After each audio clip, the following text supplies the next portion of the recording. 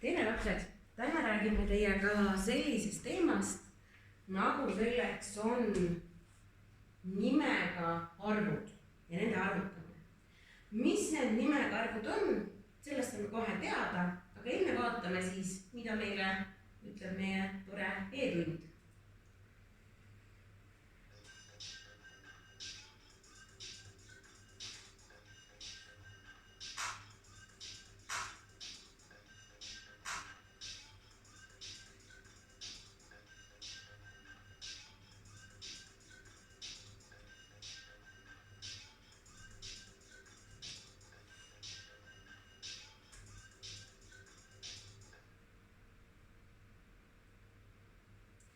Nii, me õpime teiega täna nimega arvu.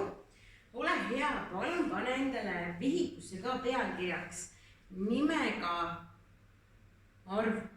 Nimega arv.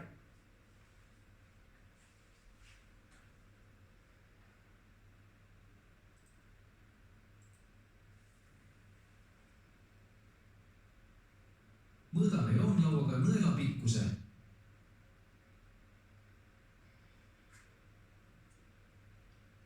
Kui me midagi mõõdame, siis tuleb saadud arvu juurde alati kirjutada ka mõõtühik. Mõõtes saadud arvu nimetatakse mõõtarvuks. Mõõtühikuga arve nimetatakse nimega arvudeks. Nii, ehk ole hea, palun pane sina ka nüüd oma vihikusse kirja selline asi. See panid juba pealkirja kirja.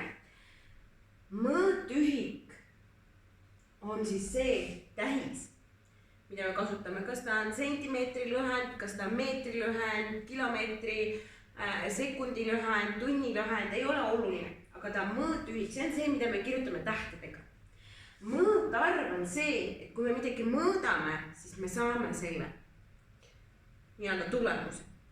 Ja nimega arvuks nimetataksegi seda arvu, mille puhul on olemas nii tulemus kui ka mõõtühik. Kohe paneme selle kirja ka, aga vaatame edasi. Seega 4 sentimeetrit on nimega arv. Maria ostis potist tulbitaime. Taime kõrgus oli 20 millimeetrit. Siis kui tulb põitsema hakkas, oli tema kõrgus 40 sentimeetrit. Kui palju oli tulb selle ajaga kasvanud? Maria esitas selle küsimuse oma vennale. Vend arvas, et kui enne oli tulbi pikkus 20 ja nüüd on 40, siis on tulb kasvanud 20 sentimeetrit. Kas Maria vend arvas õigesti? Vastuse leidmiseks peame tulbi praegusest kõrgusest lahutama esialgse kõrguse. Ostetud tulbi kõrgus oli 20 millimeetrit. Õide puhkenud tulbi kõrgus oli 40 sentimeetrit. Näeme, et kõrgust mõõdeti erinevates ühikutes. Kõigepealt peame teisendama mõõtühikud ühesuguseks. Teisendame millimeetrid sentimeetriteks. Lahutame nüüd tulbi praegusest kõrgusest esialgse kõrguse. Saime teada, et taim oli kasvanud 38 sentimeetrit.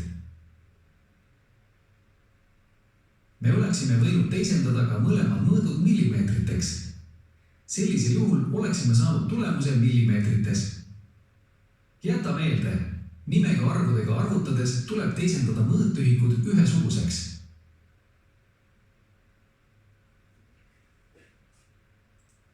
Nii, meil on see pealkiri juba pandud, aga tegelikult on see päris lihtne teema, aga miks see nii oluline on sellepärast, et just seesama nagu see tulb ülesanne, kus vend sai vale vastuse, kipub juhtuma ka teie ja üldse õpilaste töödes.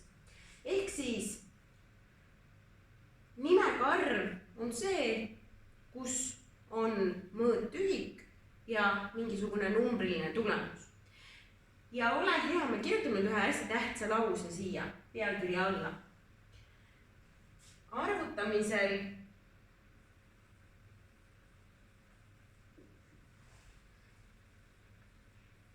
nimega arvuga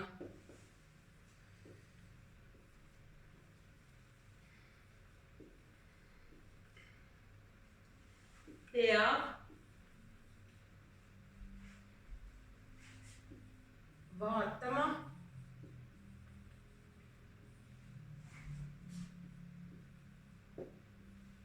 et mõõtühikud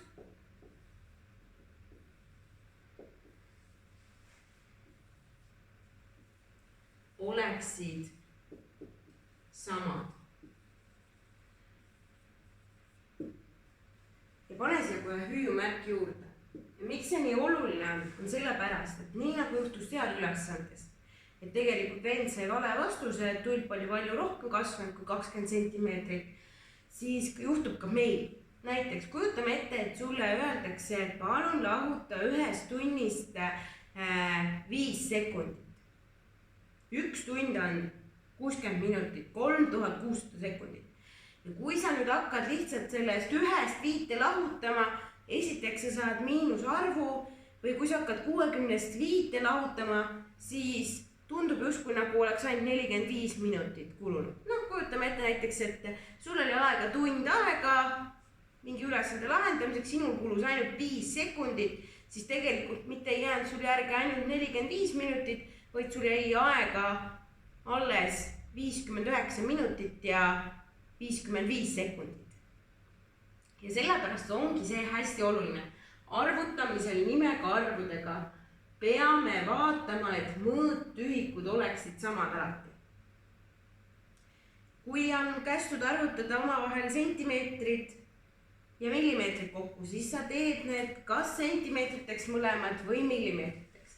Näiteks, kui meil on selline asi 12 sentimeetrit pluss 30 millimeetrit, kas ma tohin kohe kokku liita? Ei tohi, sellepärast, et siis sa saaksid tulemuseks 42 sentimeetrit. 42 sentimeetrit on pool meetrit, aga tegelikult 30 millimeetrit on ju ainult, palju on 30 millimeetrit? 3 sentimeetrit. Ehk siis tegelikult tuleb siin teha selline asi, et 12 sentimeetrit pluss 3 sentimeetrit ja vastus tuleb hoopis 15 sentimeetrit. On ikka suur vahe, kui sa hakkad maja ehitama, kas sa eksid poole võrra lausa põhimõtteliselt. Eks? Samamoodi ka ajaga, mahuühikutega on suur oluline, kas sa arvutad grammides ja kilogrammides või ainult kilogrammides. Et palun, see jätta endale hästi hoolega meelde, et alati vaatan, et siin oleksid täpselt samad tähed, eks? Kui siin on CM, peab siin ka olema ja kui ei ole, siis teisendad. Nii, aga ole hea, nüüd asu palun töövihiku ülesannete juurde ja esimeses ülesandes töövihikust leheküljelt 43 saad sa kohe kirja panna siis olulisemad mõõtühikud.